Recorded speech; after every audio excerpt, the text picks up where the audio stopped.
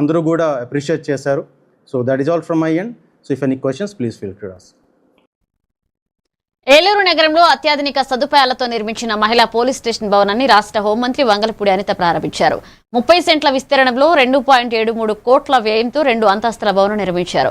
ఈ సందర్భంగా మంత్రి మాట్లాడుతూ మహిళలు తమ సమస్యలను నిర్భయంగా వెల్లడించేందుకు స్నేహపూర్వక వాతావరణం కల్పించడం లక్ష్యమన్నారు. ఇటువంటి ఆధునిక భవనాలు పోలీస్ సేవల నాణ్యతను పెంచుతాయన్నారు. ఈ కార్యక్రమంలో ఐజీ అశోక్ కుమార్, ఎస్పీ ప్రతాప్ శివకిషోర్, ఎమ్మెల్యేలు మరియు పలువురు అధికారులు పాల్గొన్నారు. ఇచ్చేసినటువంటి చైర్మన్ స్వాగతం సుస్వాగతం తెలియజేస్తారు.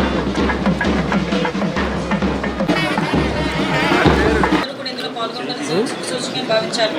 యాక్చువల్గా ఇప్పుడు పెదపాడు పోలీస్ స్టేషన్ పెదవేగి సరికి పెదపాడు పోలీస్ స్టేషన్ చూస్తే నిజంగా నాకు చాలా బాధ అనిపించింది. అసలు ఇలాంటి పోలీస్ స్టేషన్లో ఇన్ని రోజులు ఎలా ఉన్నారా మా పోలీస్ డిపార్ట్మెంట్ వాళ్ళు అని కొంచెం ఇబ్బంది కూడా అనిపించింది. నేను ఏమైనా లేట్ చేశానా కొంచెం పోలీస్ స్టేషన్ ఓపెనింగ్కి రావడం అని కూడా. బట్ అయినప్పటికీ కూడా వాళ్ళు ఎక్కడ కూడా ఎటువంటి ఇబ్బంది పడకుండా ఎలాంటి ప్లేస్లోనైనా మేము మా డ్యూటీస్ చేయాలి అని దృక్పథంతో స్పోర్టివ్ స్పిరిట్తో చేసినందుకు ఆ పోలీస్ స్టేషన్ పరిధిలోని ఎస్హెచ్ఓని అదేవిధంగా అందరినీ కూడా నేను అభినందిస్తూ ఈరోజు అక్కడ కొత్త బిల్డింగ్ కన్స్ట్రక్ట్ చేయడానికి మాకందరికీ కూడా తోడ్పాటు అందించిన ఎమ్మెల్యే గారికి కూడా ప్రత్యేకంగా నేను ప్రభాకరరావు గారు, చంద్రమేని ప్రభాకరరావు గారికి కూడా ప్రత్యేకంగా ధన్యవాదాలు తెలియజేసుకుంటున్నాను. అదేవిధంగా సర్కిల్ ఓపెనింగ్ ఈరోజు ఇప్పుడు ఉమెన్ పోలీస్ స్టేషన్ చూసాను. నిజంగా ఇది ఒక మోడల్ పోలీస్ స్టేషన్. గౌరవ కలెక్టర్ గారు కూడా ప్రత్యేకంగా స్టేషన్ ఓపెనింగ్ వచ్చారు. కలెక్టర్ గారు కూడా ఎటువంటి కౌన్సిలింగ్ సెంటర్స్ అయినా ఇక్కడ నుంచి చేసుకోవచ్చు. వన్ స్టాఫ్కి సంబంధించి లీగల్ కౌన్సిలింగ్స్ కూడా ఇక్కడ నుంచే జరుపుకోవచ్చు.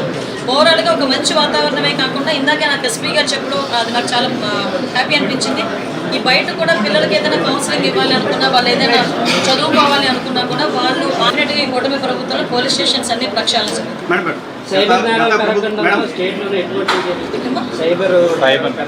యాక్చువల్గా సైబర్ నేరాలకి దయచేసి మీ బాధ్యత సైబర్ నేరాల నుంచి బయటపడగలం. ముఖ్యంగా సైబర్ నేరాలు కూడా నేను మొన్న అసెంబ్లీలో కూడా చెప్పాను.